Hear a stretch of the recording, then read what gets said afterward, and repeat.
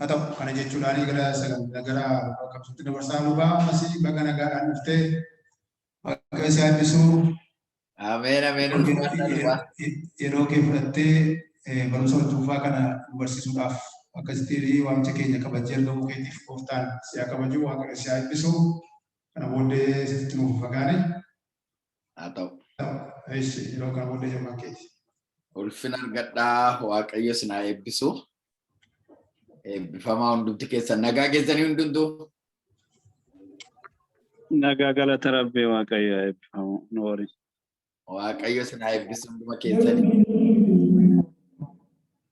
Nagaan isiniif haa ta'u hundumtuu attam jirtu. Nagaa galata waaqayyo warra achirra jirtan nagaa jedhaa warra sis nagaa deebisaa.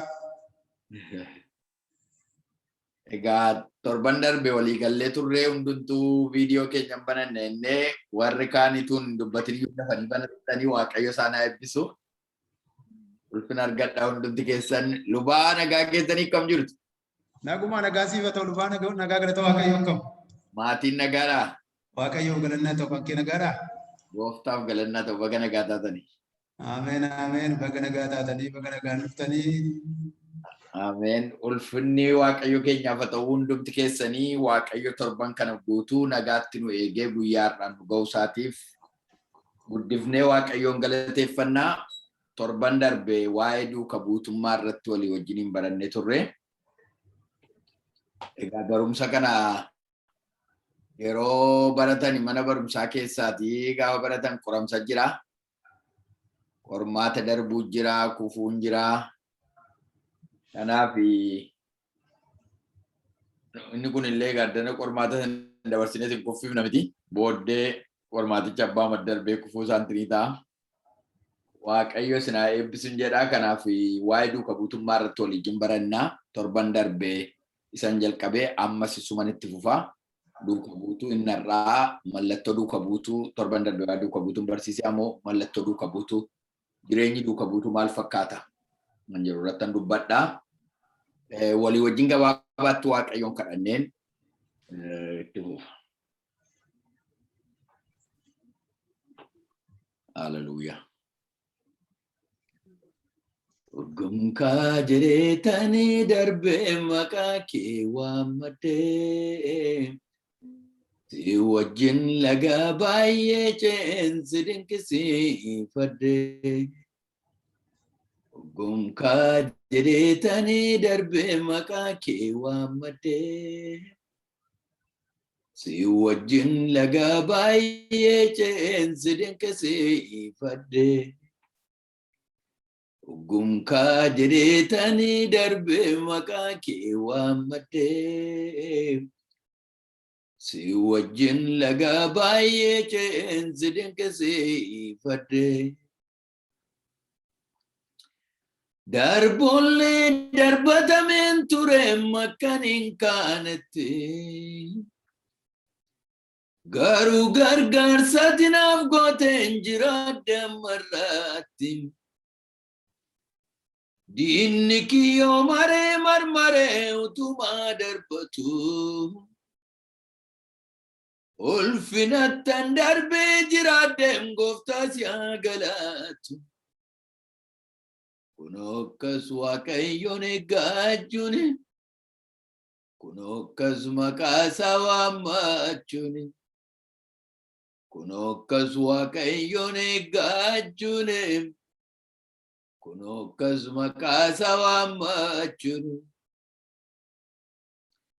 Darboollee darbatameen ture makkan hin kaanetti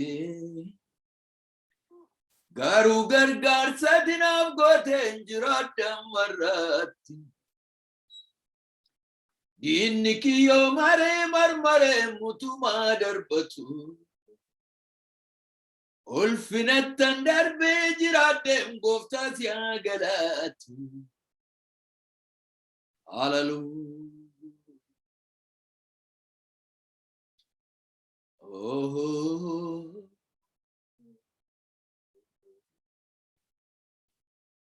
yeroon kun yerootti waaqayyoon waaqeffannuudha. Namni waaqayyoon waaqeffatu ulfina isaa gatee taa'ee waaqayyoo waaqeffata, dubbii waaqayyoo dhaggeeffata.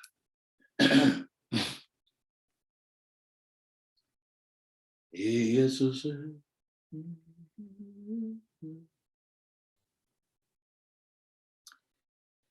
gunkaa jedheetanii darbee maqaa kee waammadhee si wajjin lagaa baay'ee ce'een si dinqisee ifadhee. Gooftaa Yesus nu ijoollee keeti sirraa barachuudhaaf dhufne. Namni buddeen duwwaadhaan jiraachuu hin danda'u. Dubbii afaan waaqayyootii ba'uu maleedha sagaleen kee. Dubbiin kee jireenya namatti godha. Kanaaf galgala kana anattis saba kanattis dubbii kee dubbadhu. Sirraa dhageenya gurra qalbii keenya nuuf bani. Maqaa gooftaa keenya Yesus Kiristoosiin. Ameen. Galanni waaqayyoof haa ta'u. Walii wajjiniin dubbii waaqayyoo dhaggeeffannaa. Waaqayyo nutti dubbatu dhiifama naa godhaa. Qilleensi xinnoo shantinii miti wanta ta'eef keessi koo fiilingiin koo gaarii miti.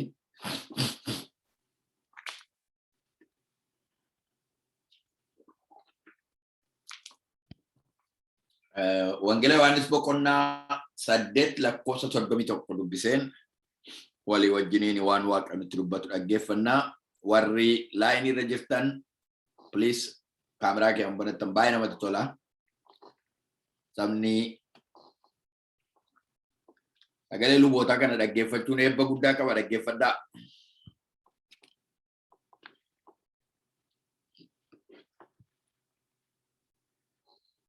Yemmus Yesus Yihuudoota warra isatti amananiin dubbii kootti qabamtan yoo jiraattan egaa isin dhugumaan bartoota kootii isaaniin jedheedha. Dubbii kootti qabamtan yoo jiraattan egaa isin dhugumaan bartoota kootii jedheedha. Meen harkaa fuudhaati jedhame hundi keessan warri banattaniirtanii waanan jedhu na booddee bu'aati jedhame. Dubbii kootti qabamtan yoo jiraattan dubbii kootti qabamtan yoo jiraattan egaa isin dhugumaan bartoota kooti. egaa isin dhugumaan bartoota kooti. Amen. Amen. Barumsi karaa lamaanuuti two-way dha malee saanduwwan haasaa miti. Yoos walii wajjiniin dhaggeeffatamu wanta ta'eef akka kanattiini wal dhaggeeffataa deemna jechaadha. Waaqayyo hunduma keessan haa eebbisu. Guyyaa irraa kana torban darbee waa'ee duuka buutummaa irratti isin barsiiseen ture. Waa'ee duuka buutummaa irratti walii wajjiniin baranne guutummaa jireenya keenyaatiin gooftaa duukaa bu'uu kan jedhu. Duukaa bu'uudhaaf dhaga'uu, gurra ittiin dhaga'an qabaachuu, ija ittiin ilaalan qabaachuu, abboomamu kan jedhu walii wajjiniin ilaalle duukaa bu'uudhaaf. Yeroo duukaa bu'un immoo waan baay'ee dhiisuu dandeenya, waan baay'ee of harkaa caasuu dandeenya, ba'aa kan nuti ta'u hundumaa of harkaa lafa kaa'uu dandeenya kan jedhu walii wajjiniin gadi fageenyaan torban darbee amma nuu danda'ametti ilaalleerra. Har'a immoo gabaabaamatti warri gooftaa duukaa bu'an kun jireenyi isaanii maal fakkaata? Maal fakkaata warri gooftaa duukaa bu'an kun jireenyi isaanii? Yommuun akkas isiniin jedhu kana gooftaa duukaa kan bu'anii miseensa waldaa warra ta'an akka mataa isaaniitti akka barbaadanitti warra jiraatan jechuu koo miti. Clearly isin barsiisa. Isinitti dubbadha. Waldaa warra dhaqan garuu yaada garaa isaanii warra raawwataa deeman jechuu miti. Warra waldaa dhaqan garuu fedha garaa isaanii duwwaadhaaf warra bulan jechuu miti. Torban darbe fakkeenya kana gaasee gaafa dubbadhee jiru cheerleaderii yookaas immoo faanii warra dhaabbatanii harka namaa rukutan jechuu miti. Duuka buutuun isa duukaa buute sana ilaaltee warra adeemtu jechaadha. Duuka buutuun kana. mootummaa waaqayyoo keessattis kan barbaachisu akkas Yesuus Kiristoos kana jala muree dubbate takkaa torban darbe gadi fageenyaan ilaalleera bartuu koo ta'uu hin danda'u anaaf jedhee ofiisaayyuu kan hin dhiibne waan gara biraa miti horii miti yeroo miti waan biraa miti ofiisaa kan anaaf jedhee hin dhiibne bartuu koo ta'uu hin danda'u wangeelatu isiniin jedha bartuu koo ta'uu hin danda'u black and white maqaan isaa ulfaatu hallelujah Yesus gooftaadha mootummaa waaqayyoo lallabaa jiraanna galanni isaa fadhu mee mootummaa waaqayyoo lallabna jedhame mootummaa waaqayyoo lallabaa jiraanna mootummaan waaqayyoo waraanni waaqayyoo caakkaa diinaa gugguba maqaan isaa ulfaatu mandaraan Veegaas keessaati hamma galgala kanaaf mandaraan diinotaa hin diigama mana keessan keessaati kan waaqayyoof hin bulle kan waaqayyoof hin jiraanne kan gooftaa duukaa hin buune gara keessan miti Yohaannis ergaasaa keessatti akka jedhe kan Kiristoos kan ta'an nu dhaggeeffatu maqaan isaa ulfaatu kan eenyu ergaasaa isa jalqabaa boqonnaa tokko irratti akka jedhe kan Kiristoos kan ta'an ilmaan waaqayyoo kan ta'an ergaa keenya dhaggeeffatu warra waldaa dhaqan jedhan miti warra kan waaqayyoo ta'an foormii guutanii waggaatti deebi'uu danda'u waan garaa isaanii dhaqanii raawwachuu danda'u foormii guutanii deebi'anii warra akkasii miti warra gaafa garaan isaanii biyya lafaa jaallatu akka deemas biyya lafaa keessa badan miti sammarinii beektumni sammarinii jeetti ishee galaana irraa waraanti gaafa waraanni itti dhufe shiw wennaan galaana kee baddi mataa dhoffattee galaana kee baddi gaafa waraanni gab jedhu jennaan kee hawwaati tokko biyya lafaa keessa akka sammarinii keessa gadi badu waan garaa isaanii raawwatu gaaf tokko siya tokko mobanii nus jirraan mali no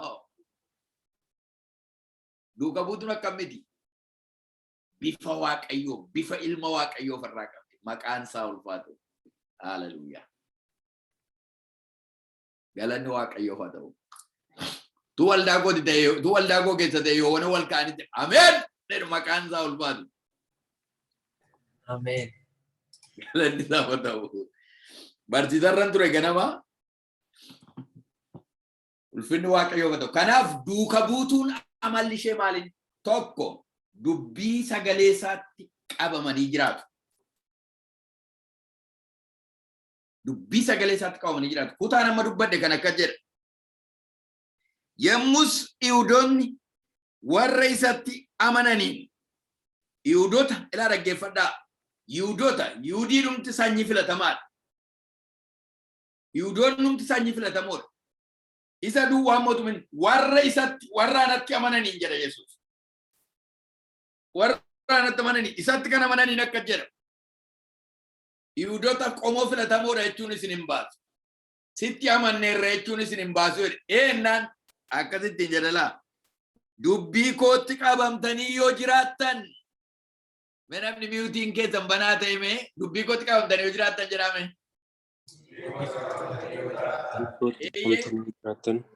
qomoo filatamaa ta'uu dheeranii dhaadachuu miti ani Yihuudoota jedhanii dhaadachuu miti anoo amaneera Yesuusitti jedhanii dhaadachuu waan hin ga'u eenyaan dubbii kootti qabamtanii yoo jiraattaniif isin dhugumaan bartoota kooti dan hallelujah maqaan isaa ulfaatu Yesuus kun adagaadha baay'ee Yesuus adagaadha budaa lama waraanan jedhan beektumni xil konan lafatti sukkuume gattaa'e kan beeku qabatee duukaa deema maqaan isaa ulfaatu hallelujah la dhaggeeffadhaa jiran budaa lama waraanan deebite lubbuu horatte lubbuu horatteetu namicha isa waraan hedduu Yesuus tokkichuma sentii 15 gadi makarqare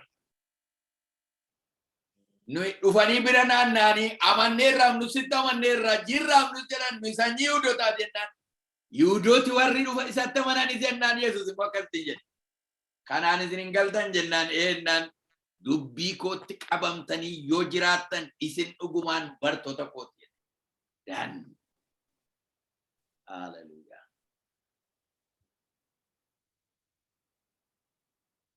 Cimaadha dubbiin irra isin dubbadhu. Laanfadhaa barcuma qabadhaa ta'a dhaggeeffadhaa.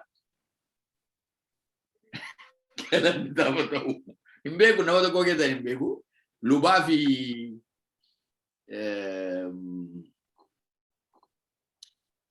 nama tokko waan beekaa dhiifama naa godhaa hin jiru har'a addana gubbaan jiru waldaa yeroo fakkaata. Kanaaf yeroo dubbii waaqayyooti ayyaanaan fudhadhaa. Kana duwwaa miti wangeela Maatiyos boqonnaa 7 wangeela Maatiyos boqonnaa 7 gubbaatti Yesuus Kiristoos yeroo inni barsiisutu argina. Maqaasaa waamuu duwwaadhaan bartuu ta'uun akka hin danda'amne jaalala garaa isaatiin raawwatan malee dubbii isaa sadhagaan kana raawwatan malee bartuu duukaa ta'uu kan danda'amne jala mureessanitti dubbata. 21 kaaftanii gara 27 dubbii koo kan dhaga'u dubbii koo kan dhaga'u kan raawwatu dubbii koo kan dhaga'uuf kan raawwatu galanni waaqayyo keenyaaf haa ta'u. Sin jaalladhoo jette jaalalli raawwii of keessaa hin qabne hiika hin qabu. Inni of goboomsa jedhe. Abboommii koo garuu waan ani itti dubbadhe kan hin eegne. Kanaafi mallattoon duuka buutuu inni tokko dubbii isaatti qabamanii jiraatu. Yesuus Kiristoos akka jedhe iddoo gara biraatti immoo Yohaannis boqonnaa 15 natti fakkaata akka jedhe. Dubbii kootti qabamtanii yoo jiraattan ija baay'ee godhattu jedhe. Naan dubbadha booddee. Anatti qabamtanii yoo jiraattan jedhe. Anatti gargar baatanii garuu waallee gochuu dandeessan. Kanaaf dubbii isaatti qabamanii jiraattu. Sagalee wangeelaatti qabamanii jiraattu. Ergaa sagalee isaa kanatti qabamanii jiraattu. Sakan. Qonnaa 7 kana gubbaadhaa. Namni dubbii koo dhaga'ee raawwatu akka nama mana isaa dhagaa irratti ijaarrateeti. Nama mana isaa dhagaa irratti ijaarrate fakkaate. Namni mana irratti dhagaa irratti mana ijaaru namni dhagaa sooftanii beektan jirtu. Dhagaa sooftanii beektu. Irreen kun nama bultutu. Lafa buluun beeku namni dhagaa soof. Harki isaa kun bututaadha. Namni dhagaa soof. Nama dadhabsiisa. Yeroo namaa fixa. Humna namaa fixa. Qabeenya keessatti dhumu. Garuu achirratti ijaarratee gaafa jiru namni achirratti ijaarratu nama ogeessa mana isaa dhagaa irratti ijaarrate fakkaata. Namni dubbii koo dhaga'ee raawwatu. Namni dubbii koo dhaga'ee raawwatu nama ogeessa mana isaa dhagaa irratti ijaarrate fakkaate. Qilleensi gaafa dhufu hin sodaatu. Bubbeen gaafa dhufu hin sodaatu. Namni dubbii koo dhaga'ee hin raawwanne immoo deessa. Dubbii koo dhaga'ee immoo kan hin raawwanne nama gowwaa. Nama gowwaa mana isaa cirracha irratti ijaarratu fakkaata. Namni mana cirracha irratti ijaarratu yeroodhaaf walitti qaba. Qilleensi gaafa dhuftu hin jigaa. Lolaan gaafa dhufu immoo baddu baasuma galagala. Baasuma galagala. Qilleensi kun egaa kaataagorii garaagaraa qabaa isa keessa lixu. Garuu dubbii koo dhaga'anii kan raawwatu. Sagalee isaa raawwatu. Dubbii isaa dhaga'anii. Egaa nuyi gooftaa duukaa buune gaafa jennu waaqayyo waaqeffanna gaafa jedhu warra jaalala waaqayyo raawwan duwwaa make sure kana naa qabadhaaf irratti gaarii godhaati waldaa warra dhufan duwwaa miti ishee kana la amantoonni waldaa jaarsoliin waldaa kana gadi fageenyaan qabadhaa walijjin jiraachuu dandeessu akka barbaade kan jiraatu amanaadha jechuun dandeenya no way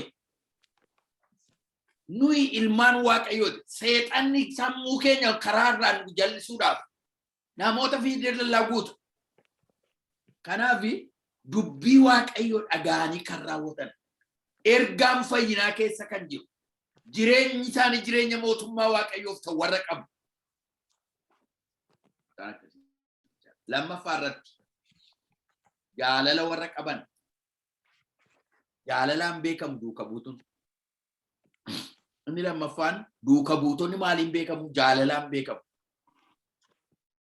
wangeela Yohaannis 13:34 gaafa laaltan akka isin wal jaallattan abboommi haaraa isiniif kenna ani akkuma isin jaalladhe isinis immoo akka wal jaallattan isin abboomeedha eewun jedha bartootaan jedha warra 12 sana duwwaa miti warra isa duukaa bu'an hundumaatiin jedha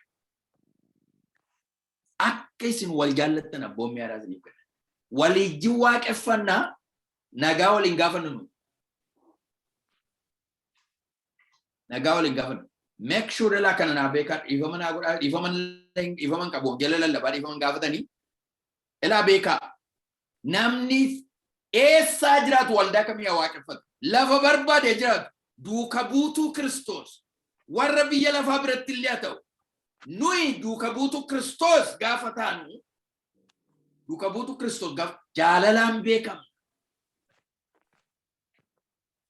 jaalalaan beekamna laa kana naa beekaa jaalalaan beekamu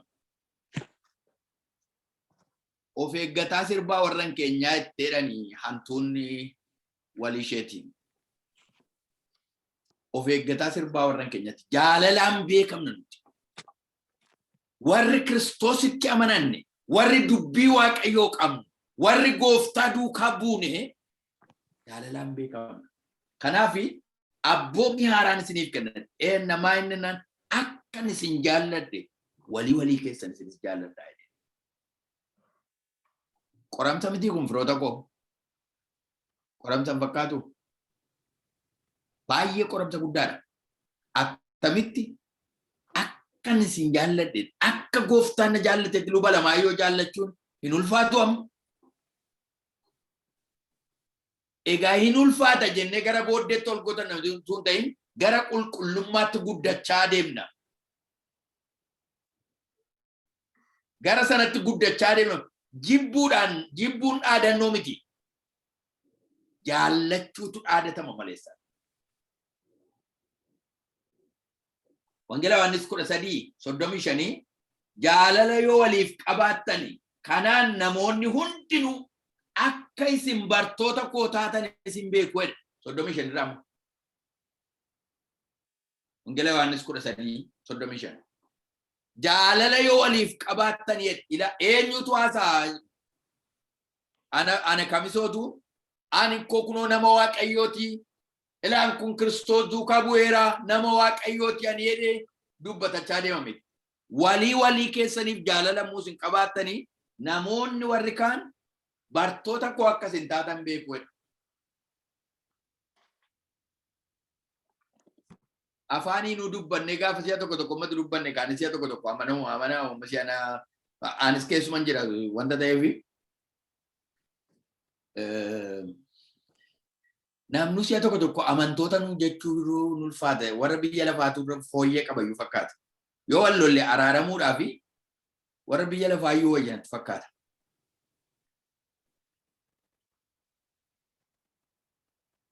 si'a tokko seexanni garaa nama jabeessa si'a tokko immoo isa kanayyuu maqaa waaqayyoos balleessuuf maqaa waldaa balleessuudhaafis garaa nu jabeessa baay'ee garuu wangeela Yohaannis 13:35 irraati jaalala yoo waliif qabaattan dhaqaa dubbifadhaa waa tokkotti daballe dhugaa waaqayyo jaalala yoo waliif qabaattan namoonni biyya lafaa duuka buutuu koo bartoota koo akkas hin taatan kanaan hin baru. Kanaan baru. Maarqos 5:44. Ani garuu isinittan hima warra isin abaaran eebbisaa warra isin jibbaniif gaarii godhaa diinota keessan jaalladhaa warra isin ari'atanis kadhadhaa jedha. Amma gaa kuni darbanii adeemudha jechaadha. Ofii keenya irra dabarree gaafa deemnu jechaadha. Luqaas 6:32 immoo warra isin jaallatan duwwaa yoo jaallatanii maaliree galanni keessan warra hin amanne iyyuu isa kana hoo hin godhu. Warra isin jaalladha warra biyya lafaayyuu isaanis hin deebisu. Isinirraa garuu isa caalaatu eegamaa warra isin jaalladhaa jedha. Cimaadha dubbiin kun jamaa. Ergaa Yohaannis duraa boqonnaa 4:8 Waaqayyo jaalala waan ta'eef namni jaallatu hundinuu namni hin jaallatin Waaqayyoon hin beeknedha. Waaqayyo jaalala waan ta'eef namni hin jaallanne Waaqayyoon hin beeknedha. Amma gara sanatti dhufuu danda'utu nurra jiraata jechaadha. Duuka buutuu Kiristoos. Warri taane iji kanatu nurraa argama jechaadha. Mallattoo kanaatu. Sadaffaa ija baay'ee godhachuudhaan beekamu bartoonni duuka buutuun. Ija godhatu. Lafa dhaabbatanitti ija godhatu. Lafa dhaabbatanitti ija godhatu. Wangeela Yohaannis 15 sansila siniin jedhu. 15:8 irraatii ija baay'ee godhachuu keessanii bartoota koo akka taatanis mul'isuu keessanii ulfinni abbaa koo inni waaqa irraa hin argamaa. Bartoota isaatiin jedhe kanas. Maal godhachuu keessanii? Ija baay'ee godhachuu keessanii. Ammaa inni iji kun abukaadoodha moo burtukaaniidha moo muuziidha moo mangoodha moo paapayyaadha moo maal godhannu maa inni iji kun? Iji nuyi godhannu addanarraatiituun maqaa keessan beekiti. Maqaa hundi keessan amma darraati.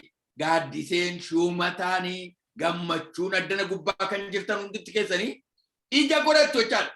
Muki tokko ija malee dhaabbate Yesuus Kiristoos mukatti tokko argeetu jedha.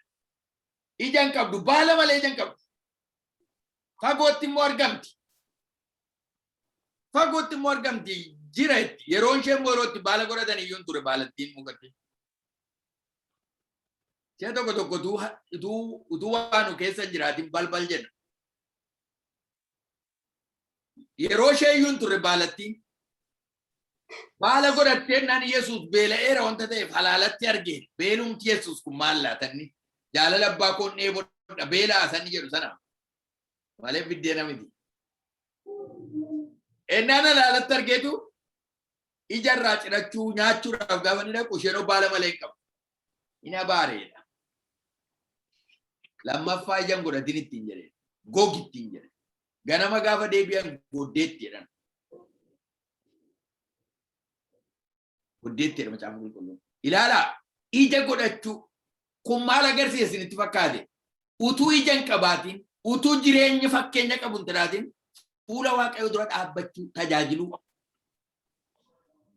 Jireenya ija qabu fakkeenya utuu hin ta'in namni waan nurraa ciratu utuu hin qabaatin ofii keenya of dhossine yaada Waaqayyoo keessa hin jiru dubbii Waaqayyoo hin raawwanne jaalala Waaqayyoo gochaa hin jirru fuula Waaqayyoo dura dhaabbachuu duuka buutuu utuu hin ta'in bifa Waaqayyoo utuu hin qabaatin amala isaa utuu of keessaa hin qabaatin dhaabbannee dubbachuu jechuudha. Gogi lammaffaa ijaan godhatin. Gogi lammaffaa ijaan godhatin jedhee abaaree. Ija baay'ee godhachuu jecha. Ija baay'ee godhachuu. Amma tuugaa jaalala Waaqayyoo gootanii jireenyi keenya gaafa achi keessa jiraateedhu achiin kana fiddanii dhuftu. Waldaa addanaan kana fiddanii. Kottu waldaan keenya laa kunoo laaddoo akkasiiti. Kottu maaloo dhannee waaqeffannaa. Kottu lubbuun kee kana keessaa ba'u. Biyya lafa duukaa hin fiigin gooftaatti deebi'enneetu namoota gara waldaatti finna ija naqachaa deemna jechaadha. amma garuu iddoo hundumaati waldaan dhuftuu yoo reedani abootiin qaba bilbila lubaayyuu kaasuu nama yaaddessa anis luba wanta ta'e faayinoo ganaa gaafa ni bilbilitu dhiifa manaa godhi lubaa yoo kaasif doo akkasiin naqe hojiin naqe dhiifa manaa godhaa malee nama kannaan jedhu jaalladhu anaaf jedhee waaqeffata miti namni yoo barbaade dhufaa yoo jibbe maan calaan ilma gootii kamizoo waaqeffataa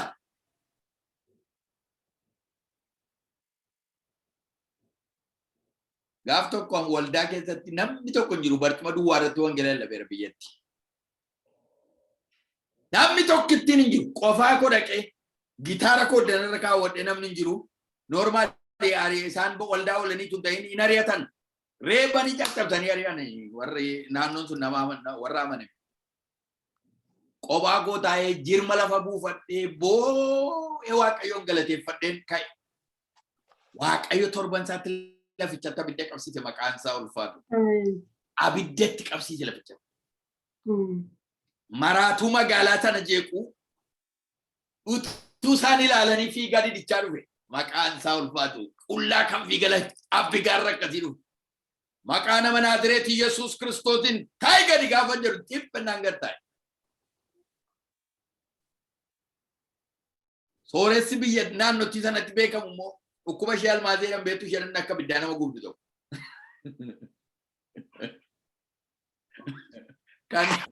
Kan amantootaan mormuu isa galgala almaazeen nanna bittee namichi siree irra taa'an buluu manni guutuu mandarri yaa'ee eegaa bule. Maqaan isaa ulfaatu. Godhe gaafa waaqayyo dhaqee mana isaatti ol lixee jedhu hin fayya almaazee isaarraa. Har'a waldaa guddaa dhaabbatee jira. Ija baay'ee godhattu. Ija baay'ee godhattu. Nuunuu qabaannuu hin danda'u waldaa keessa. Dhugaarsi itti himama. Eessa iddoo hundumaa godhatanii hin jiru bakka. Riizanii barbaadee oola waldaa. Riizanii barbaadee. Mucaayyoo jeen jettee mucaa koo tokko dhanna gubaa'e. Dhanna gubaa'e bakka. Silayyuun barbaadu wanta ta'eef duru maal jedhuun jedheen kana dhaga'ee dhossaa'edha. Diqqabatee waldaa oola. Dhugaa waaqayyooti waaqayyo beeka.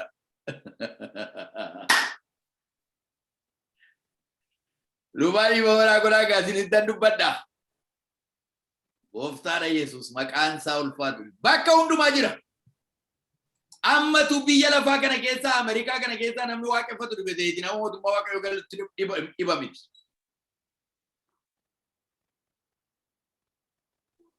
Kanatuun ta'in maal kan gootan jedha ija godhadhaa jaalala abbaa kootiif jiraadhaa Yesuus maqaan isaa ulfaatu.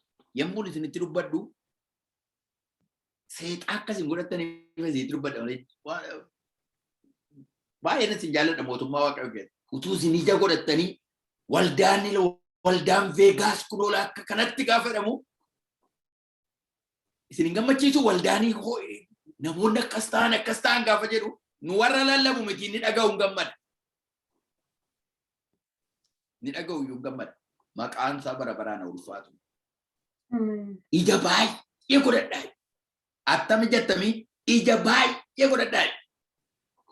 Raajii Isaayyaas boqonnaa 5 gaafa laaltanii hidda waynii tokko biqiltuu waynii tokko maasii onaa keessaa fideenitu maasii qe'ee keessa dhaabee iddoo gaarii irraan dhaabee dallaan itti ijaaree kosiin jalatti gate dallaan itti ijaare kosiin jalatti gate eegduun keessa dhaabe riqaa ol fageessee bineensa kana eegummoon gidduu dhaabe garuu maasii waynii sun ija godhachuu ija gaarii godhachuu ija hadhaa godhatte ijirra jira garuu hin hadhaa afaan ittiin geeffatan.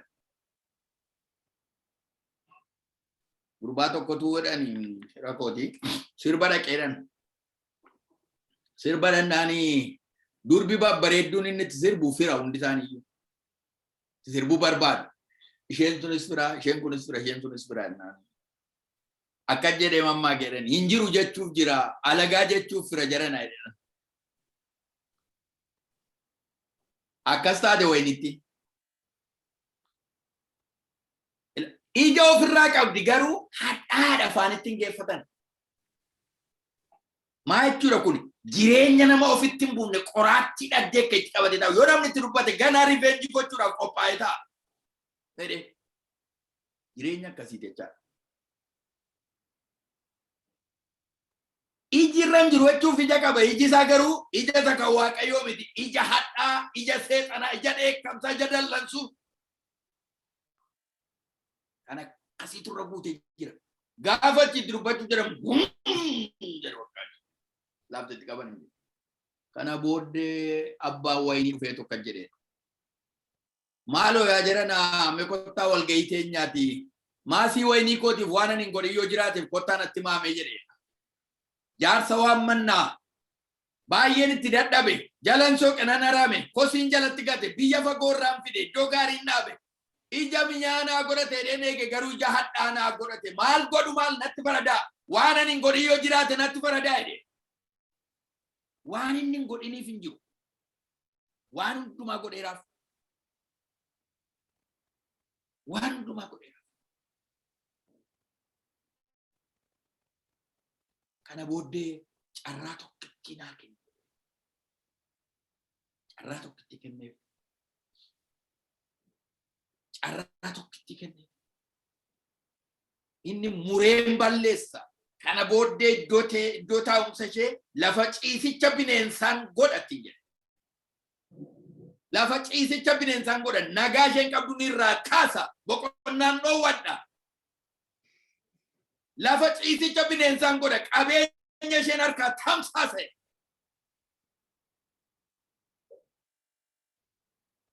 waaqayyo harka isaatiin irraan fuudhin harka isaatiin irraan fuudhin waaqayyo itti harka isaatiin irraan fuudhin si'a tokkitti fuulli isaa akka jennaan lafa ciifneen kaadha hambara baay'ee walitti qabne tamsa'a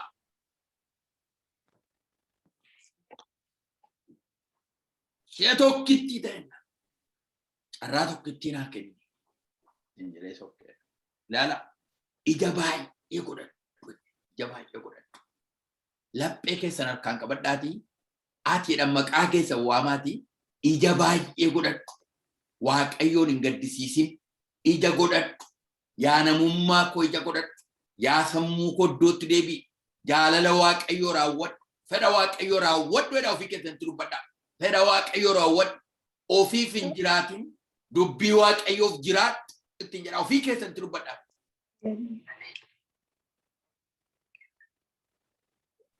Ergaa Wangeela Yohaannis 15:2 immoo dameen utuu anatti jiru ija hin godhanne hundumtuu hin murama.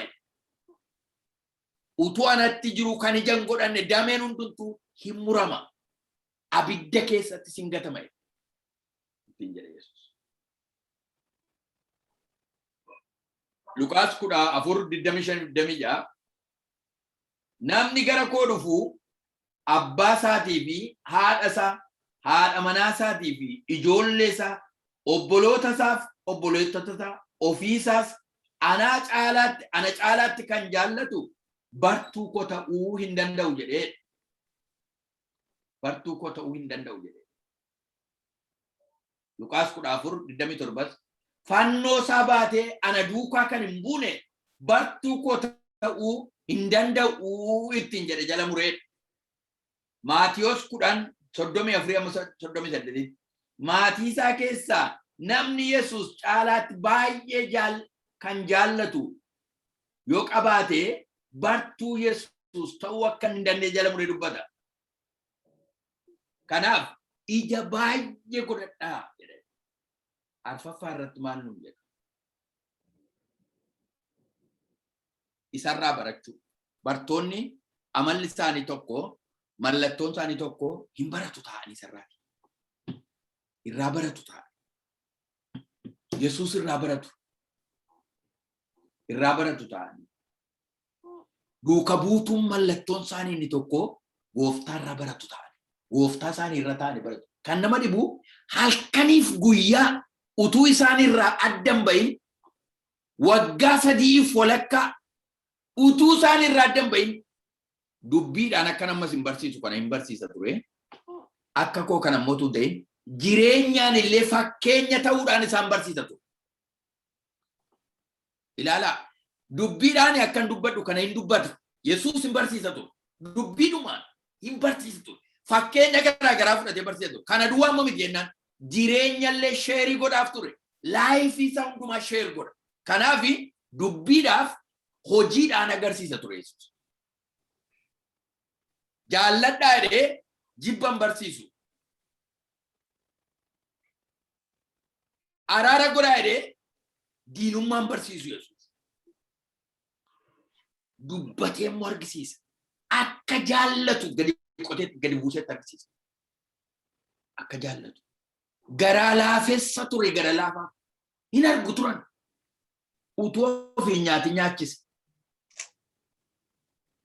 Utuu ofii nyaati nyaachise. Hin argu galgalaaf ganama. Duukaa bu'anii ilaalu. Halkan guyyaa yeroo isaan beelaan namoota warra isa duukaa bu'an sana duwwaa utuu hin ta'in namni januun duukaa gaafa inni bu'ee jedhu jarri kun eddaa nyaatanii guyyaa 3 hagabuu isaanii jiru akka itti yoo deddeebi'an garaa irratti kufu jedhetu garaa laafeef jedha hin gaddeef jedha Yesuus. Ilaalame walii keenya ilaala amma namni tokko gaafa inni bifa isaa isin gidduudha kumsus gaafa inni jedhu ina ilaaltu nama duukaa walii keessan ilaaltu duuka buutota nuti yeroo namni tokko jireenyi isaa ittiin tolle haalli gaafa inni ittiin tolle wal ilaaltu maal taate maaliin si bira dhaabbatu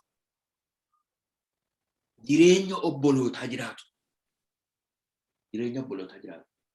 hin baratu turan Yesuus irraa dubbii isaa irraan baratu jireenya isaa irraan baratu turan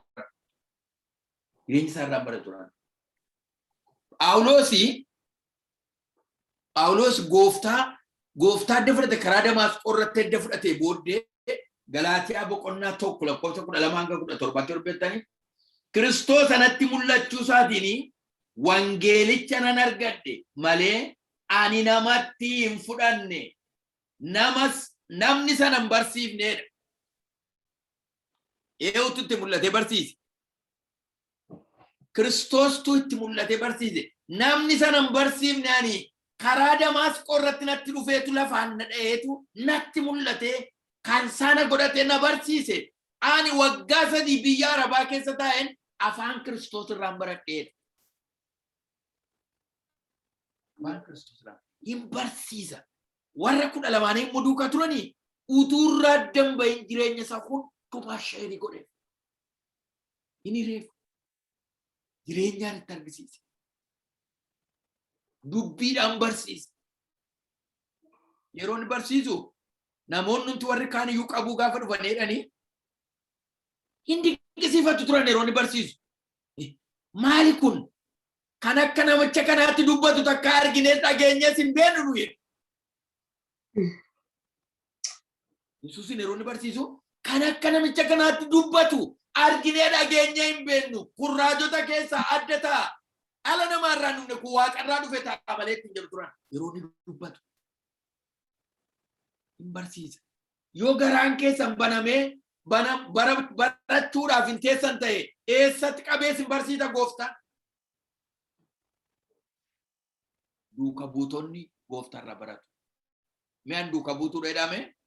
Duuka buutuudha. Gooftaarraa baratu. Gooftaan isaanii immoo 24 hour readiidha barsiisuudhaaf. Nama barachuu barbaadu. Barachuun barbaannu taanaan isa dhageenya dubbanna sana namarraa dhageenye. Gaafa dhaga'uuf gajjennu garuu hafuurri qulqulluun dhufee nu barsiisa. Karaa namaa dhufee nu barsiisa. Waldaa keessa gaafa teessan isin barsiisa. Kunoo amma isin barsiisaa jira. Isin barsiisaa amma jira amma kunoo. Mana kee muteessu si barsiisa. Yeroo dubbifattu si barsiisa. Waldaa gaafa dhattee waaqeffattu si barsiisa.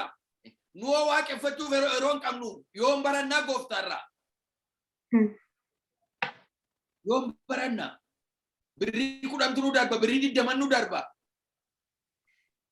yoom baranna nu gooftarraa yoom harkasaarraa nyaanna yoom dubbiin isaa nu keessa guuta mucaaruma isaaniiti macaaqoo isaanii se'anii Maariyaamiif Yohaannis Yoosefi fudhatanii galuudhaaf kaan isaan haasaanitti oo'eeradha haasaanitti oo'eera isaanitti walii wajjin miiltoodhaa wajjiniin haasaa karaarra deemu turan Yesuusoo mana abbaa isaatii keessatti hafeera deemanii karaa guyyaa tokko deemanii acha deemanii gaafa jedhanii hin jiru Yesuus meerren taloo Yesuus ennaan hin jiruum waliin jedhan haasaatutti oo'e haasaatutti oo'e haasaan biyya lafaa kun namatti oo'a karaa namaa jal'isa daandii namaa daandii Waaqayyo irraa fageessa Waaqayyo isin irraa darbatu mayyuu mana keessan irraa darbatu Waaqayyo haasaatu to'ee karaa lafa guyyaa tokko irraanfatanii qophaa isaanii deemu turan gaafa sammuutti deebi'an duukaan jiru ture karaa guyyaa tokko kan deeman argachuudhaaf deebi'anii karaa guyyaa 3 isaan fudhate gaafa irra dabarru nutti hin fakkaatu gaafa itti deebi'uuf jedhu garuu you pay the price gatii kaffaltu gatii nama kaffalchiisa baay'ee gooftaa wajjin deemuun baay'ee gatii nama kaffalchiisa honestly dubbachuudhaaf baay'ee gatii nama kaffalchiisa waan barbaadan dhiiftu gooftaaf jettanii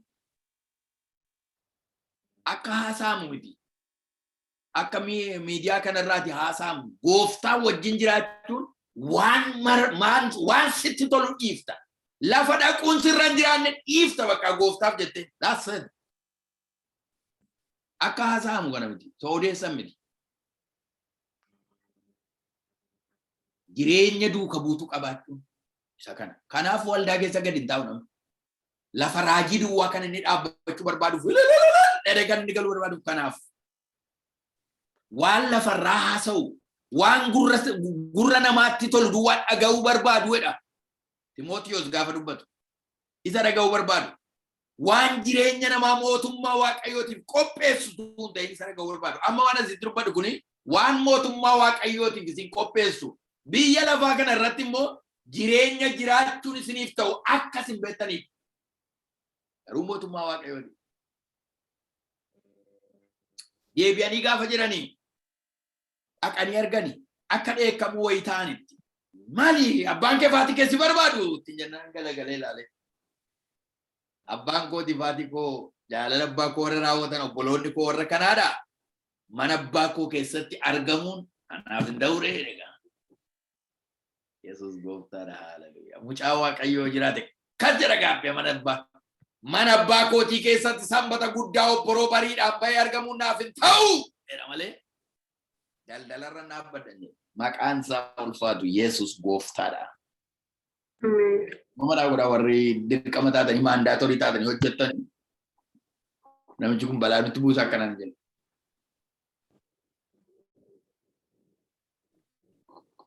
Maandaatorii taa'anii warri hojjettan dirqama ta'e waan tokko wanti godhamu jiru hamma Waaqayyo balbala isinii banutti akkasi. Mana abbaa kootii keessatti argamuun anaaf hin ta'u reedee. Mee Waaqayyo abbaa keessa warri ta'e hundi torga keessan ol kaasame.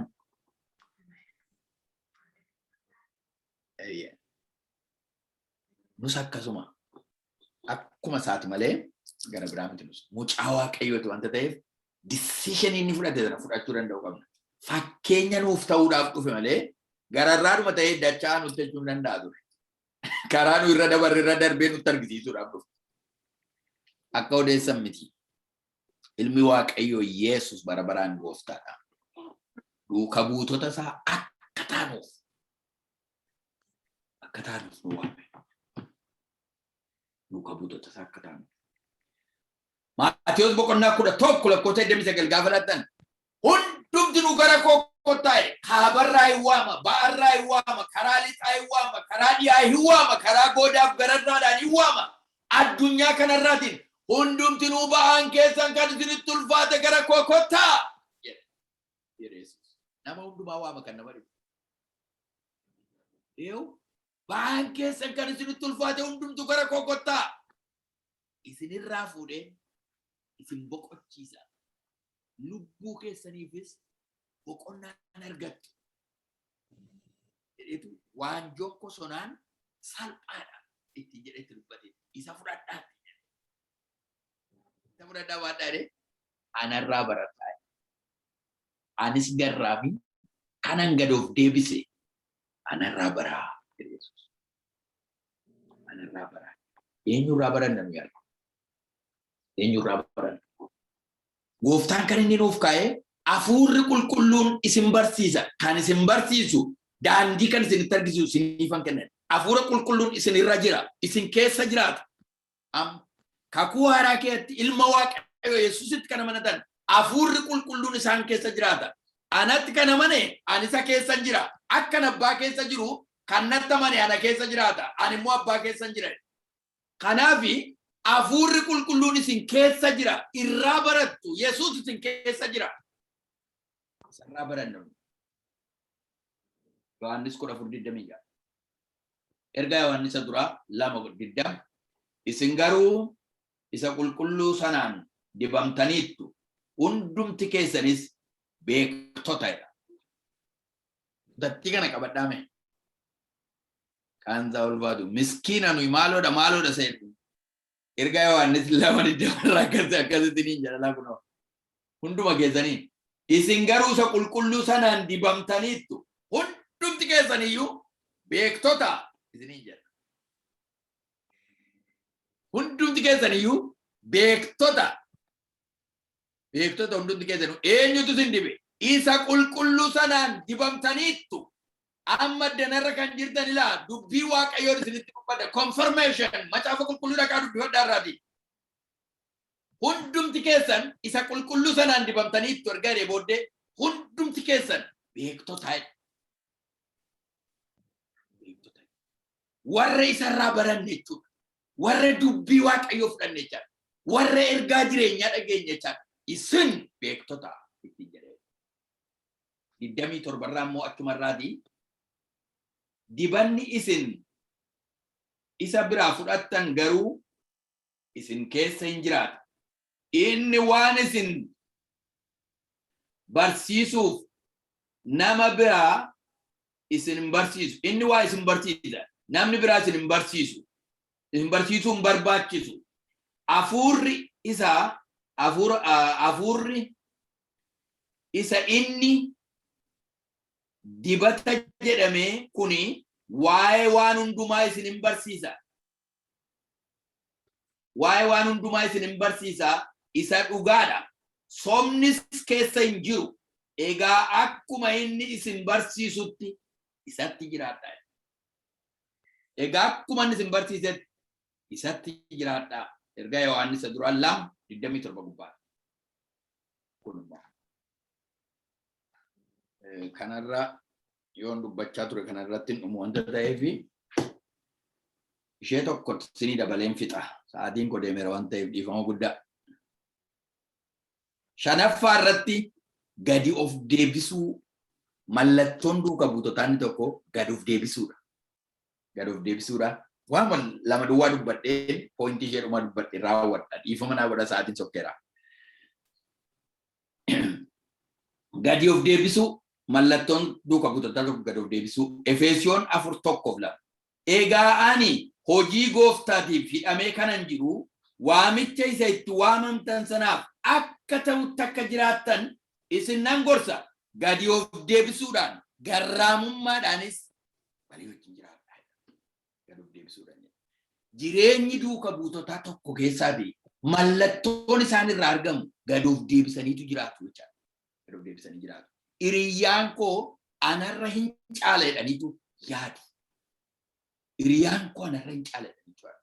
Yesuus Kiristoos wangeela Yohaannis boqonnaa 13 gubbaatti yeroo miilla dhiqe sana galgala irbaatatti taa'aniitu akka aadaa Israa'elitti namni miilla namaa dhiqu akkuma aadaa keenyaallee mucaa quxisuutu ka'ee dhiqa. akka aadaa isaaniitti garuu nama jireenya gadaanaa qabutu ka'ee hundumaaf dhiqa. Hundumtuu bartoonni 12 maaddiitti ta'aniiru Yesuusin dabalatee amma gaa yeroo itti miilla walii dhiqan wanta ta'eef hunduma isaanii keessa sammuu isaanii keessaa eenyu dhalaa inni dhumaa waliin keessaanitti jedhu. Eenyu dhalaa kan miilla dhiqu jireenya gadi Yesuus eenyu na jalaata. Nama jireenyi isaa gadi bu'aa eenyu laata anoosa kanarra fooyyeen qabu laata anoosa kanarra fooyyeen qabu jedhanii yaaduun isaanii oolu. Sababiin isaa nama jireenya gadi bu'aa qabutu ka'ee dhiqa wanta ta'eef beekamaadha. Aadaa isaaniiti. Utuu kun jiru Yesuus Kiristoos saxxannaan gidduu isaaniitti ol ka'ee erbee fuudhee mudhii isaatti suuqqateetu miilla hunduma isaanii dhiquudhaaf ka'e. Miilla hunduma isaanii dhiquuf ka'e. Hinnaan isaanoo barsiisaa jedhu gooftaa jedhu malee isaati jireenya gadii qabu jedhanii yaadne isaanoo ganaa ofii isaanii gidduudhaa barbaadu turan. Isa booddee waan godhan wallaalani. Miilla isaanii dhiqee dheeree booddee gabaabaatti miilla isaanii dhiqee dheeree booddee akkan jedhe waan ani isiniif godhe kana argitaniittu jedhe. Eeyyeedhaan barsiisa naan jettu jedhan jedhe. Eeyyee gooftaa naan jettu jennaan eeyyeennaan akkuma isin jettan eeyyaan isumaa jedhe. Garuu isin gidduutti an amma akka hojjettaa keessaniiti jedhe. Gaafa ol of qabuutti kaanu hafuurri Waaqayyoo akka nuu wajjiniin hin jirre beekaa. Ana malee namni hin jiru gaafa jechuutti kaanu hafuurri Waaqayyoo kan nuu wajjin hin jirre beekaa. Ennaani waan ani isiniif godhe argitaniittu ennaan eeyyennaan akka walii keessaniif akkasuma godhaa.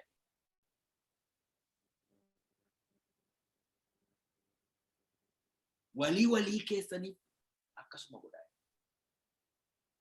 Amma gara reaalitiitti deebisuudhaaf waldaa keessaati waldaan biyya kana kan waldaa kiraayii keessa jirra. Baay'een keenya waldaa kiraayii keessa jira. Nama barcuma sirreessuun illee gadaantuma namatti hin fakkaatu masee tokko tokko. Barcuma fuunee baachuu. Mana qulqulleessuu. Ijoollee eeguu.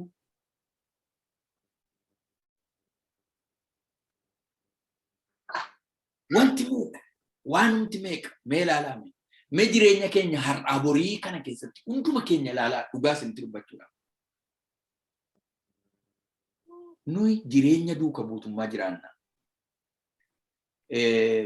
Isa fakkaachuu qabxii jaaffaa.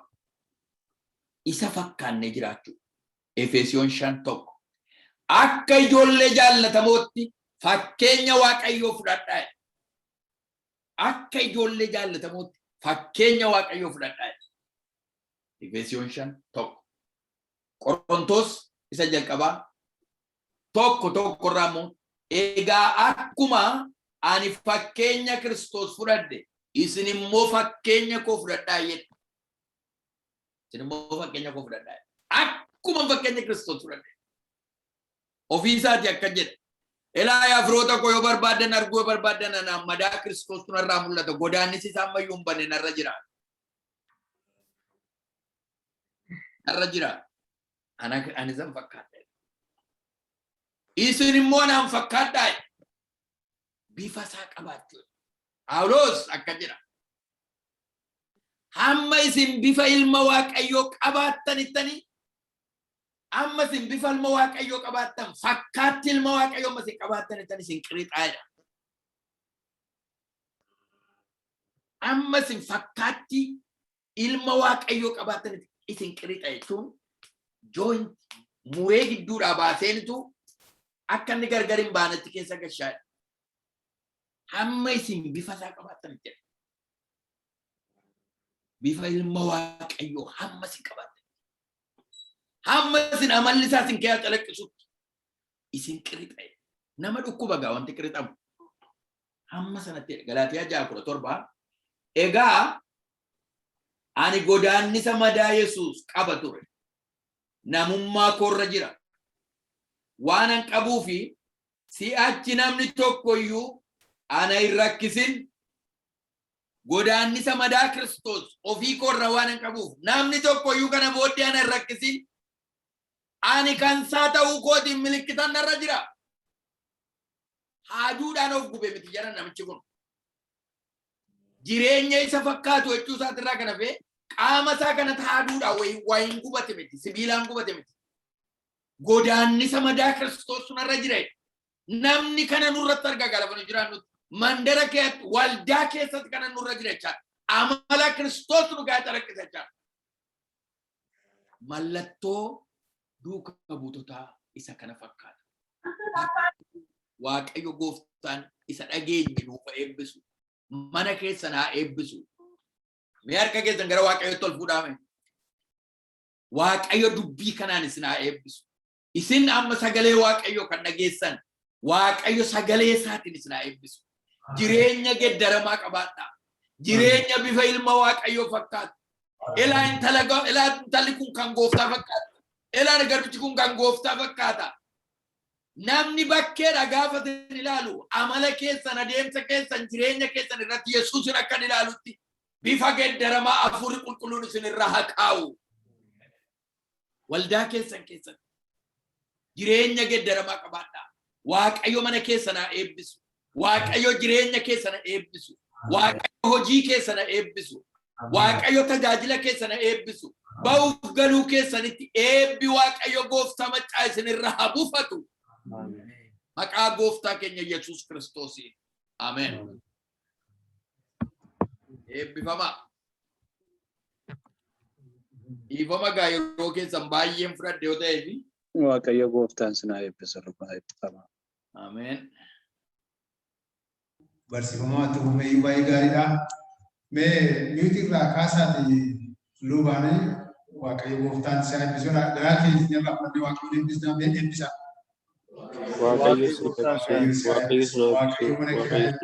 Waaqayyo tajaajila kee eebbisu. Waaqayyo bara kee eebbisu. Waaqayyo kee fi hundumaa eebbisu. Galanni gooftaadhaaf haa ta'u. Mee akkuma dhaabannetti gabaabsinee Waaqayyo kadhannaaf galanni ulfinni siif haa ta'u garbicha kee kanaaf yaa Waaqayyo. Dubbii kee yaa Waaqayyo salphuma hin qabne. Dubbii keessa jiraataa, dubbii keessa qulqullaa'aa. Dubbii kee yaa Waaqayyo gooftaa isa fayyina namaaf ta'u. Keessa isaa keessa yaa Waaqayyo isa keessaan immoo har'a yaa gooftaa kanaaf saba kee waan eebbifteef si galateeffanna. Maqaa gooftaa Yesuus Kiristoosiin galanni siif haa ta'u. Galanni siif haa ta'u. Yesuus Kiristoos bartuu kee dhugaa akka taatu bartuu kee taanee yeroo hundumaas lukaa akka deemu bartuu kee taanee gad of deebisuudhaan si jaallachuudhaan namoota warra kaan yaa Waaqayyo gooftaa jaallachuudhaan walii keenya jaallachuudhaan yaa gooftaa biyya lafaa kana keessatti waan hundumaarra caalchifachuudhaan si duukaa akka bu'u mallattoon duuka bu'ummaa yaa gooftaa nurraa akka argamuuf sagalee keenyatti dubbattee galanni siif haa ta'u. Ameen. Galanni siif haa ta'u. Ulfinni siif haa ta'u. Si kadhadha yaa Waaqayyo. Ilaa amantoonni har'a dubbii kee baranne Yesuus Kiristoos warra akkasumaan maqaa kee dhaatamtu hin taane warra si duukaa wanii duuka butuuta dhugaa ta'anii jiraatan warra iji jiraatan irraa argamu warra yaa Waaqayyo jireenya isaanii keessatti ija godhatanii gaafa tokko Waaqayyo fuula duratti guyyaa ilmi Waaqayyo Yesuus Kiristoos deebi'ee dhufu ija sana yaa Waaqayyo haammatan akka taanuuf maqaa gooftaa Yesuus Kiristoosiin nu gargaari. Ameen. Nutti gortee jennurraa hin dhabin. Gara mana keenyaa dhuftee jennurraa hin dhabin. Ameen. Gara jireenya keenyaa dhuftee jennurraa hin dhabin. Ameen. Gara tajaajila keenyaa dhuftee jennurraa hin dhabin. Oo yaa Waaqayyo. Ija nurraa dhabdee akka arbuu sana abaarte. Dhumni keenya akkana baara. Har'a qalbii jijjiirranna. Maqaa gooftaan nu gargaari. Waan itti ija godhachuu dadhabnetti maqaa Yesuus Kiristoosiin nu fayyisi. Nu fayyisi yaa Waaqayyo. Bara keenya kana booddee jiraatu. Ija jiraataa siif godhan. Ija fayyinaa siif godhan. Namoonni ija nurratti arganii Yesuus Kiristoos gooftaan akka jedhan barbaada. Inni kun anaaf saba keetiif haa ta'u. Anaaf saba keetiif haa ta'u. saba kana kan masees jireenya keenya kan masees humna maqaa gooftaa Yesuus Kiristoosiin kan cabee Amen. jireenyi biyya lafaa nan gadhii jireenya hafuura keenyaa kan masees ija akka godhanneef waldaan hunda yaa Waaqayyo ija godhatte namoonni baay'een akka fayyadamaniif jireenya keenya irra taa'ee yaa Waaqayyo gooftaan akka godhanneef wanti nu dhowwe humna maqaa Yesuus Kiristoos nurraa haa qabu. Amen. Maqaa gooftaa Yesuus Kiristoos anarraa saba keerraas haa qabu. Amen. Gooftaa kana booddee ija godhannee jiraachuu barbaada. Sababii keenyaaf namoonni yaa Waaqayyo mana Waaqayyo kan baqatan maqaa Yesuus Kiristoosiin yaa Waaqayyo yeroo kana qalbii dirannaa araarri nuuf haa ta'u. Amen. Araarri nuuf haa ta'u. Amen. Yaa Waaqayyo duuka buutuu kee taanee jiraanna jennee yaa Gooftaa. Garuu yaa Waaqayyo yeroo kana keessa keenyatti yaa Waaqayyo jaalalli kee kan hin moone yaadaaf qalbii keenya irratti jaalalli kee kan hin moone humna maqaa Yesuus Kiristoosiin jaalalli kee irratti haa ta'u. Amen. Jaalalli kee irratti haa ta'u. Amen. Jaalalli kee jaalalli Waaqayyo irratti haa ta'u. Amen. Yaa Waaqayyo jireenya yaa Gooftaa kana booddee duuka buutummaa akka jiraannu Yesuus Kiristoos akka inni gadi jedhee namoota miilla walii keenyaa namoota walii keenya mootummaa Waaqayyoo akka qopheessinuuf namoota gara mootummaa Waaqayyootti akka hawwannuuf maqaa Gooftaa Yesuus Kiristoos nu gargaara. Amen. Gargaara yaa Waaqayyo. Sababii keenyaaf namni gufatee mana keenya keessaa hin bahin. Amen. Sababii kootiif namni gufatee mootummaa kee keessaa hin hir'atin. Amen. Sababii obboloota kootiif namni gufatee mootummaa kee keessaa hin hir'atin. Amen. Yesuus Kiristoos gooftaa yaa Waaqayyo filadhe kana booddee yaa Waaqayyo gooftaa jireenya akkasumaan akka jiraatu jireenyi ilma Waaqayyo fakkaachuu akka jiraatu maqaa gooftaan nu gargaara. Amen. Gargaara yaa Waaqayyo. Ameen. Saba kee kanatti gargaara. Galanni siif haa ta'u. Amen. Galanni siif haa ta'u. Buleessa keenya nu bakka misoom galanni siif haa ta'u. Amen. Yaa Waaqayyo bara kana keessatti yaa gooftaa ati saba keetti eebbisuudhaaf yaa Waaqayyo sagalee keessa akka waan keesseef galanni siif haa ta'u. Amen. Galanni siif haa ta'u. Amen. Humni sagalee keetii maqaa gooftaa Yesuus Kiristoos kana caalaa isaaf haa dabalu. Amen. Dhoksaan sagalee keessaaf haa kennamu. Amen. Maqaa Yesuus Kiristoos kana caalaa yaa Waaqayyo gooftaa beekumsa sagalee keessaaf haa kennamu. Amen. Kana caalaa saba kee eebba haa ta'u. Saba Amen. kee fayyina haa ta'u. Sababii namni kun jireenya isaa yaa Waaqayyo utuu hin qusatin yaa gooftaa yeroo isaa yaa Waaqayyo yeroo kamitti illee yaa Waaqayyo siif hojjechuudhaaf siif kenneef maqaa gooftaan eebba keessa kee yaa Waaqayyo mana isaatti waan irraa eebbi kee akkaataa addaatti mana isaa haa argatu. Amen. Eebbi kee daa'imoota isaa haa argatu. Amen. Eebbi kee haadha manaa isaa haa argatu. Amen. Eebbi kee jireenya isaa haa argatu. Amen. Maqaa Yesuus Kiristoosiin eebba waaqa irraatiif lafa irraatiif eebbillee irraa kana caalaa galbichi kee haa eebbifamu. Amen. Maqaa Yesuus Kiristoosiin kan eebbifame haa ta'u. Amen. Dubbatee dubbii isaa haa dhaga'amu yaa Waaqayyo. Dubbatee Amen. dubbii isaa ija kan kennu haa ta'u yaa Waaqayyo. Waldaa Amen. isaa keessatti illee yaa Waaqayyo maqaa gooftaa Yesuus Kiristoosiin isa kanaan duraan caalaatti hundi kee hundi Waaqayyo haa hojjetu. Amen. Hundi kee haa hojjetu. Amen. Waldaa isaa keessa kan jiran amantoonni maqaa gooftaan haa eebbifaman. Amen. Jireenya isaanii haa eebbifamu. Manni isaanii haa eebbifamu. Amen. Maqaa Yesuus Kiristoosiin yaa gooftaa kanaa hundumaatiin garbichi kee kan eebbifame haa ta'u. Amen. Galanni siif haa ta'u. Ulfinni siif haa ta'u. Gooftaa sagalee kee nuuf ergiteef si haa galatu. Dubbii kanatti qabamnee akka ittiin jiraannu akka ittiin fayyadu ittiin yaa gooftaa akka jabaatu ittiin mootummaa kee fudhatu. Yaa gooftaan ati nu gargaara. Amen. Galanni siif haa ta'u. Ulfinni siif haa ta'u. Maqaan kee haa eebbifamu. Amen. Gooftaa si kadhanna. Yeroo kana yaa Waaqayyo inaa yaa gooftaa biyya Kiristoos si kadhanna. Warri waa Yerusaalemiif kadhattan hamma Waaqayyo ishee ilaalutti gama jedhana jedhamee caafame. Nagaa biyya kanaaf si kadhanna. Maqaa gooftaa Yesuus Kiristoosiin nagaan biyya kanaaf haa ta'u. Amen. Nagaan saba isaaf haa ta'u. Nagaan gaggeessitoota isaatiif haa ta'u. Nagaan lafa isaaf haa ta'u. Nagaan qilleensa isaatiif haa ta'u. Amen. Maqaa gooftaa Yesuus Kiristoosiin nagaa irratti awwaanyee irraa nagaa irratti abboomne irraa nagaan biyya kanaaf haa ta'u.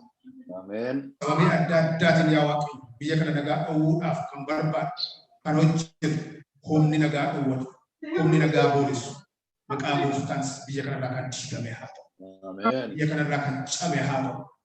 Gooftaa Waaqaatiif lafaa si kadhanna. Biyya kana yaa Waaqayyo ala taa'e keessa taa'e yaa Waaqayyo nagaa biyya kanaa yaa gooftaa karaa adda addaatiin kan boreessuudhaaf itti ergamu humna maqaa keetiin irraa haa qabamu. Ameen. Maqaa Yesuus Kiristoos irraa kan qabame haa ta'u. Ameen. Akkuma kana nagaa yaa Waaqayyo biyya keenyaaf si kadhanna. Nagaa saba keenyaaf si kadhanna. Ameen. Yeroo kana yaa Waaqayyo saba keenya saba Oromootiif si kadhanna. Saba yaa Waaqayyo bara baay'eedhaaf dhiphinni itti baay'ata. Saba bara baay'eedhaaf yaa Waaqayyo gooftaa gidiraan itti baay'ata, du'uun itti baay'ata. Saba kanaaf qalbii jijjiirra. Maqaa gooftaan araarri kee saba kana haa argatu. Araarri kee saba kana haa argatu. Saba kana gargaari yaa Waaqa. Saba kana gargaari. Yesuus Kiristoos sabni kun kan kee situ uume. Situ yaa Waaqayyo jireenya kenneef. Maqaa gooftaan karaa adda addaatiin saba kana irratti kan hojjetu hundumtuu maqaa keetiin kan diigame haa ta'u. Kan diigame haa ta'u. Lafa Itoophiyaaf si kadhanna. Araarri saba Itoophiyaa haa argatu. Araarri lafa Itoophiyaa haa argatu. Biyya yaa Waaqayyo mallattoon isaa yaa gooftaa beelaan beekamu, gidiraadhaan beekamu, gadadummaadhaan beekamu. Amma yaa Waaqayyo si kadhanna. Inni yaa Waaqayyo bara baay'eedhaaf yaa gooftaa sabni sun akka inni of waliin qabanne akka sabni sun yaa Waaqayyo gooftaa nyaatee hin hundee eebba biyya sanaa kan qabu humna maqaa gooftaa gad haa dhiisu. Humna maqaa Yesuus Kiristoosiin gad haa dhiisu. Waaqayyo fayyisi jedhu lafa Itoophiyaa fayyisi. Biyya Itoophiyaa fayyisi. Qilleensa Itoophiyaa fayyisi. Siyaasa Itoophiyaa fayyisi. Bulchiinsa Itoophiyaa fayyisi. Maqaa Yesuus Kiristoosiin amantii Itoophiyaa fayyisi. Biyya yaa Waaqayyo maqaan keessatti waamame. Biyya yaa Waaqayyo. Ani biyya amantii qabuudha jettee of jechuun garuu yaa gooftaa rakkin irratti baay'ate. Ammas kadhadha. Wanti yaa Waaqayyo bara baay'eedhaaf biyya sana abaaraa ture humna maqaa gooftaa kan diigame haa. Ameen. Maqaa Yesuus Kiristoosiin kan diigame haa. Ameen. Inni sabaaf saba wal irratti kaasa.